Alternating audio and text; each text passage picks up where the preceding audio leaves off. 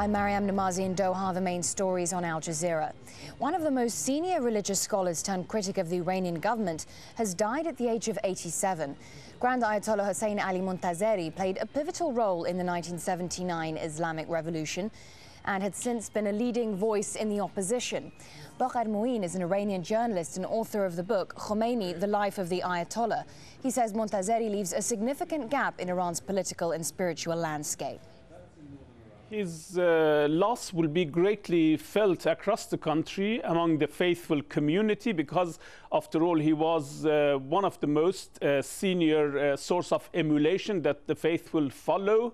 But also, I think his loss would be felt among the reformists because he was the most heavyweight among them who didn't mince his words. He had great popularity because he was a humble man, he was a simple man, he was a pious, and above all, he was very courageous, didn't fear expressing his views critical of the current supreme leader or the policies of the government.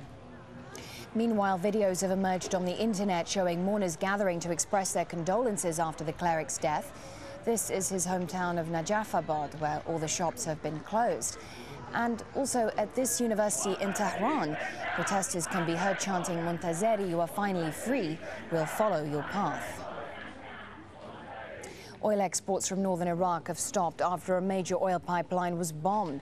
The attack happened hours before a foreign oil consortium signed an initial agreement in Baghdad worth tens of billions of dollars.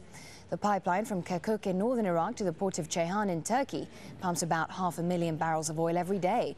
The attack in Shargat area follows a string of previous bombings. PKK rebels have been blamed in the past, but there's no indication yet on who caused this latest attack. Now, she's considered Egypt's most beautiful queen, but for nearly 100 years, an iconic image of Nefertiti has been kept in Germany. Now, officials from both countries are talking about the Germans possibly lending the 3,500-year-old statue back to Egypt. Egyptians claim they were tricked into letting the statue go after it was discovered by a German architect.